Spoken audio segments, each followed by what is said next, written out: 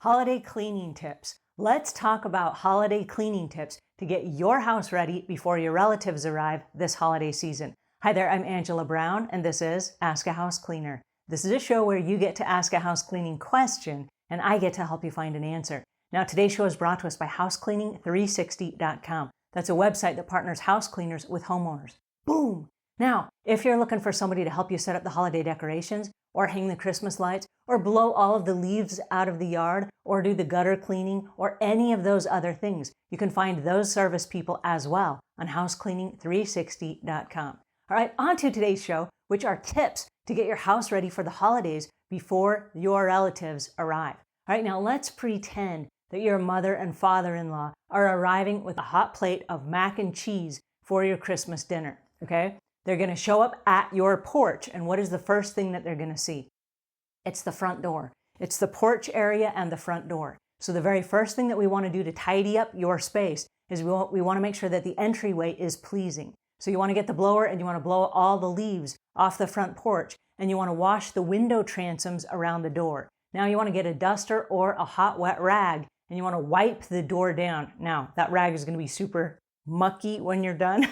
So it's going to pick up outside debris and weather and dust and dirt and grime. But when they knock on that door, it's going to be nice and clean and pleasing. All right, so then the door opens and they come into your front room. What do they see? Okay, they see the front entryway. And so you want to make sure that not only did you do the front entry of the door, but once you open the door, is that space right inside clean and tidy. So you want all the shoes moved out of the way, and you want the coats hung up on the coat rack, and you want to clean everything up so as they come in, it's this embracing, warm feeling. Now, a nice light in that area is also great. Maybe a soft, dim light that creates some ambiance, kind of like this warm welcome for the holiday. All right, so there you go. It's a really exciting entry. Now, they got this hot plate of mac and cheese. So the next place they're going to go is to the kitchen. Now, if you were the mother-in-law, look around the room the way she's going to look at your kitchen. What is she going to see? Are there dust on the things that are above your cabinets? And if that's the case, you got to dust all that stuff. Is she going to complain that there are fingerprints on the fridge and on the microwave and on the dishwasher? Are these things that she's going to notice? So if they are, you want to clean and tidy up all of those things. Now, a really great tip is to make sure that you use some stainless steel polish and that you polish all of your stainless steel appliances so they just gleam and they detract attention from the other things, right? All right, then the other thing that you want to do is you want to make sure that your dishwasher is tidy so that if during the time that she's here after the meal, if she puts or helps put something inside the dishwasher, you don't want all kinds of icky stuff to be in there. So you want to make sure that you wipe the seals around the doors, and if there's stuff that has leaked down from the little pocket of soap, that you wipe all that up, maybe even run a dishwasher cycle with a cup of vinegar. That will help clean everything out and keep everything tidy before the meal that you're about to serve. All right, now that you're in the kitchen, you want to make sure that before your relatives arrive, that you go through the refrigerator and you want to pull out all the old expired food, because we all have stuff in the fridge that we don't really know that we had, or maybe we haven't used it in a while, or maybe it's kind of getting old. Maybe you open that bottom drawer and there's some onions in there and they've grown these long shoots of onion greens. All right, all that stuff needs to be tossed or used, right? Get rid of all that stuff and make some space so that if there are any extra treats or leftovers, that they can go back in the fridge and you have space. All right, now that your kitchen is all tidy and everything's looking pretty good, what you want to do is you want to do a one-touch method through your entire house. So as you walk through the house, you want to touch stuff just once. So instead of making piles of stuff and then moving the stuff room to room, like, oh, I'm going to take all this stuff in the other room and then I'll work on that room. Don't do that. Put all the books away in the bookshelves. Take all the pages and all the papers and all the mail and take that all to the mail stack.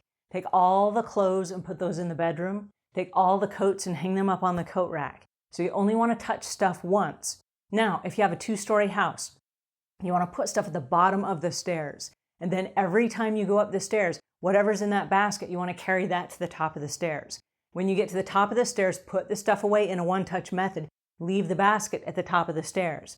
Then do the same thing upstairs, and when you come back downstairs, the stuff that has to come downstairs, bring all that stuff down in one trip. So you're not running up and down the stairs doing multiple things, but you're making the best use of your time and energy. Right now, your house is starting to look pretty nice and shiny, and you're gonna do a once over of the house, okay? So you wanna hit all of the light switches. Now, when we go in any room and we hit the light switch, we don't just hit the light switch. We kind of hit the wall near the light switch so that we can kind of find the light switch. So there's this little area around the light switches that have like fingerprints, and maybe there's some food or who knows what's on your hands, but there's a little area around the light switch and the light switch. So you want to make sure that you clean that area and sanitize that in every room of the house. All right, along with the light switches are lights. So in order to create ambient lighting, we want to make sure that we have those little night lights in all the plugins where the relatives will be staying. Because we don't want an elder parent, for example, to get up in the night and to trip on something because they couldn't see their way to the bathroom. So you want to make sure that you have plenty of little night lights around the house so that as the lights go out, they can still see their way around. All right, now, speaking of your relatives staying, we want to make sure that the bathrooms are spectacularly clean, because people are going to be spending the most of their time in the kitchen and the bathrooms at your house. That's where people hang out. So in the bathrooms, you want to do a top to bottom, left to right sweep of the entire bathroom. You want to make sure there are no cobwebs that they're going to see while they're sitting there on the john looking around. You want to make sure that there's none of that. Okay, then you want to make sure that all of the mirrors have no lint, no dust, no toothpaste, no smears, no smudges, no nothing. And so you'll do a really great sweep of the windows, you'll dust everything, and you'll clean all of the vanities. Now, you do want to do what we call staging, and you want to make sure that you have enough stuff in there that's going to be like toothpaste, dental floss, Q-tips, cotton balls, and shampoo and conditioner, so that as your guests stay there, they're not looking for stuff like, oh, I forgot to bring my Q-tips, or I forgot to bring my makeup remover pads, or whatever. You want to make sure you have all of that stuff there for them so that they're comfortable staying in your space. And you might even consider an extra toothbrush or razor for your guests. All right, now that you've staged the bathroom, I have to remind you that a lot of people have these things. I don't know what the things are, but they're books and magazines and things around the side of the toilet. All that stuff needs to be moved out, and it either all needs to be wiped down or renewed. Renewed meaning take out the old stuff. If there are towels and stuff in there, they've probably collected dust. Throw those in the washing machine and then get some new ones that are there by the side of the toilet or near the tub, so that all that stuff is new and fresh and clean. You don't want stuff that has cobwebs in it or stuff that's been tossed. There's an old dirty sock sticking down there, and there's a couple of toys, and get all that stuff out and make it all look new again. So that as somebody comes in, you're presenting this area, okay? So it's the bathroom and the bedrooms. Now with the bedrooms, you want to make sure that you also stage the bedrooms. You want to have some ambient lighting, which is a softer light than just a bright bedroom light. Maybe a little lamp, maybe some soft music, or that's where you have your Alexa Dot or whatever it is. And you want to make sure that your bed is fresh with clean linens, and that the bed is tightly made, the pillows have all been fluffed, and that maybe there's an extra blanket on the bed, because we all live in different spaces. And so one person in the same house might be, so hot, and the other person might be shivering. So have an extra blanket for the person that might shiver. Then if there are any extras that you do, let's say that you have an extra fan, or you have an extra heat dish, or whatever it is that you put in the house that is specific to your family. Now, I know that when my family comes to visit, I don't know why, but they love to sleep all night with the fan on 365 days a year.